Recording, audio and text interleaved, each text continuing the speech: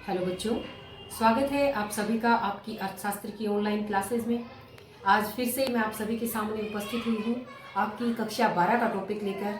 कक्षा 12 में हम चैप्टर 13 पढ़ रहे थे और ये हमारा माइक्रो का लास्ट चैप्टर है और लास्ट चैप्टर की लास्ट ही वीडियो है।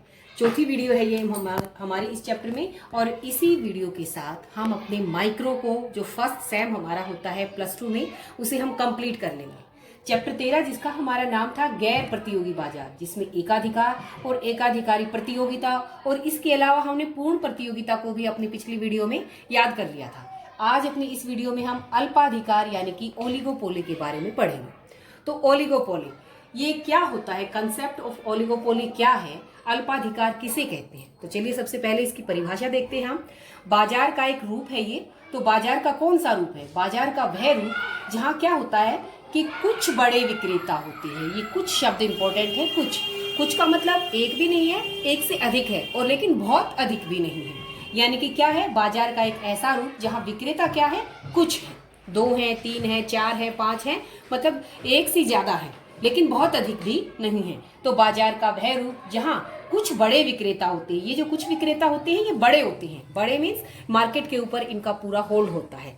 तो बाजार का वो रूप जहाँ पर कुछ बड़े विक्रेता होते हैं और क्रेताओं की अगर हम बात करें तो वो असंख्य होते हैं। तो सबसे पहली लाइन हमारी बनती है कि ओलिगोपोली क्या है, अल्पाधिकार क्या है। एकाधिकार भी नहीं है, एक की मोनोपोली भी नहीं है यहाँ पर, और बहुत अधिक भी नहीं है, एकाधिकारी प्रतियोगिता या पूर्ण प्रतियोगिता भी नहीं है। बाजार का वह रूप है जहाँ कुछ बड़े विक्रेता होते हैं और क्रेता असंख्य होते हैं। इसके अलावा क्या होता है कि कीमत और उत्पादन नीति में विक्रेताओं की बहुत बड़ी मात्रा में अंतर निर्भरता पाई जाती है। अगला मोस्ट इंपोर्टेंट पॉइंट क्या है हमारा, अंतर निर्भरता यानी कि इंटरडिपेंडेंस। जो हमारे ये कुछ बड़े विक्रेता होते हैं, इन कुछ बड़े विक्रेताओं के अंदर आपस में कीमत को लेकर, उत्पादन नीति को लेकर आपस में इंटरडिपेंडेंस बहुत अधिक होती है। क्योंकि विक्रेता हमारे कुछ ही हैं और वो सब के सब काफी बड़े हैं, तो एक जो फैसला लेता है, एक अपनी कीमत को घटाता है, बढ़ाता है, उत्पादन को घटाता है, बढ़ाता है, उन कीमत और उत्पादन संबंधी जो नीतियां होती हैं, उन नीतियों का एक दूसरे के ऊपर बहुत अधिक प्रभाव पड़ता है। इसीलिए हम इसे क्या कहते हैं कि यहाँ पर अंतर निर्भरता या इंटरडिपेंडेंस ओलिगोपोली में काफी मात्रा में, बड़ी मात्रा में पाई जाती है। तो 2 बातें हो गई, कुछ बड़े विक्रेता, असंख्य क्रेता और आपस में परस्पर इंटरडिपेंडेंस, अंतर निर्भरता बहुत अधिक।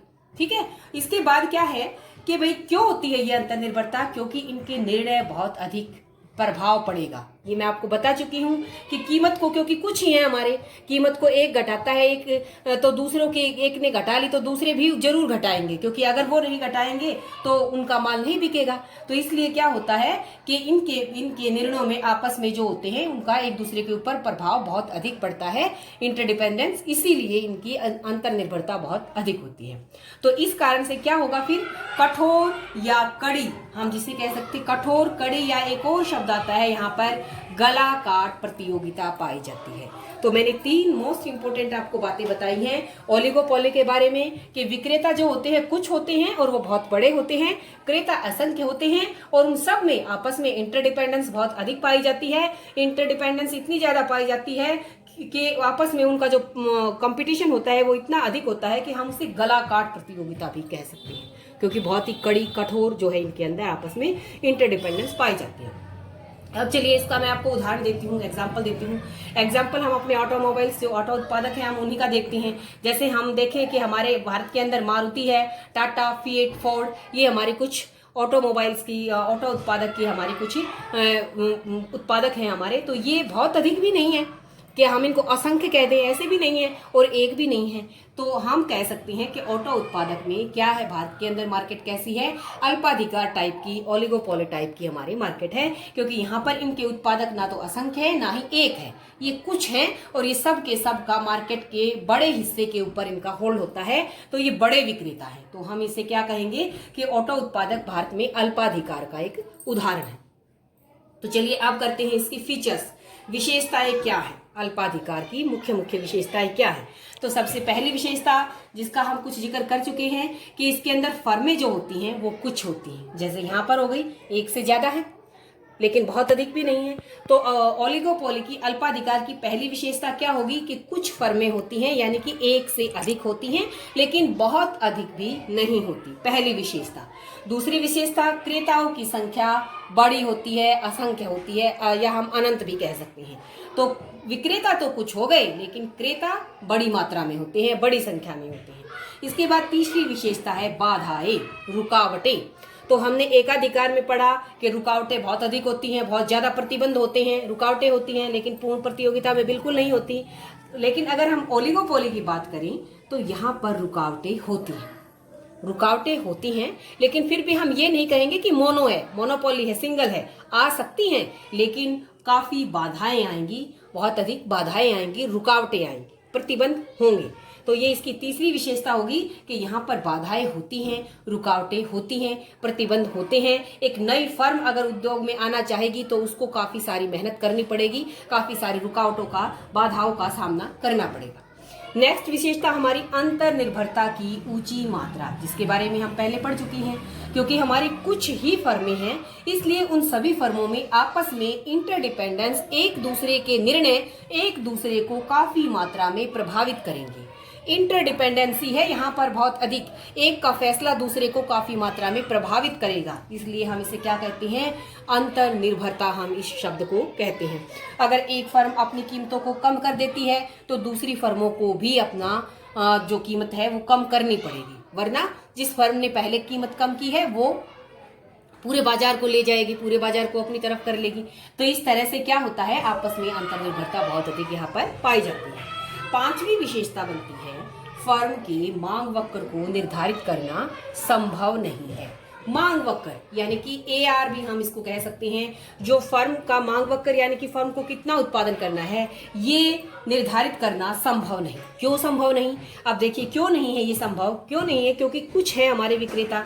अगर फर्म ने पहले से देख लिया कि भाई मेरे को इतना उत्पादन कर लिया, फिक्स कर लिया, किसी दूसरी फर्म ने कम किया, ज्यादा किया, या उसने अपने किसी फैसले में बदलाव कर लिया, तो उस फैसले में उस दूसरी फर्म के द्वारा बदलाव करने के कारण उस फर्म को भी बदलाव करना पड़ेगा। इसीलिए यहाँ पर पहले से ये निर्धारित नहीं है, फिक्स नहीं है कि उसका मांग कितनी होगी, उसका मांग वक्र कैसा रहेगा।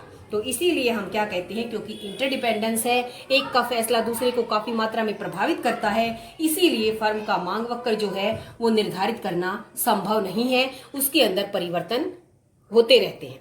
इसके बाद नेक्स्ट और इम्पोर्टेंट हमारी विशेषता आती है व्यापार गुट, जिसे हम कार्टेल बोलते हैं। कार्टेल ओलिगोपोली की ये सबसे खास विशेषता है कि यहाँ पर कार्टेल्स या व्यापार गुट बनाए जाते हैं, व्यापार गुटों का निर्माण किया जाता है। क्या होते हैं ये कार्टेल्स, क्या होते हैं ये व्यापार? जैसा कि मैंने आपको बताया कि कुछ फर्में होती हैं और प्रत्येक फर्म का मार्केट के ऊपर काफी होल्ड होता है, काफी बड़े हिस्से को वो कवर कर रही होती हैं। तो वो क्या करती हैं कि जो मार्केट की अनिश्चितता है, कोई कम करेगा कीमत को, कोई घटाएगा, कोई बढ़ाएगा, कोई उत्पादन को घटाए बढ़ाए, तो उन अनिश्चितताओं को दूर करने के लिए फर्में क्या करती हैं, आपस में गुट बना लेती हैं, समझौते कर लेती हैं, और गुट बनाकर समझौते करके तब वो अपने लाभ को फिक्स करने के लिए, निश्चित करने के लिए, या मैक्सिमाइज करने के लिए, अधिकतम करने के लिए वो आपस में क्या करती हैं, आपस में संघ बना लेते हैं, गुट बना लेते हैं, ताकि भविष्य की अनिश्चितता उनकी समाप्त हो जाए। तो इसे कहेंगे हम व्यापार गुट, यानी कि एक तरह से वो कई फर्में मिलकर एक फर्म बनने की कोशिश करती हैं। वो औपचारिक रूप से फैसले लेती हैं कि भाई हम अपना गठबंधन बनाएं, और जिससे फिर हम फैसले लें ताकि हमारे जो लाभ से को लेकर जो हमारी अनिश्चितताएं हैं वो हमारी दूर हो सके। तो ये हमारी कुछ विशेषताएं थी ओलिगोपोली की।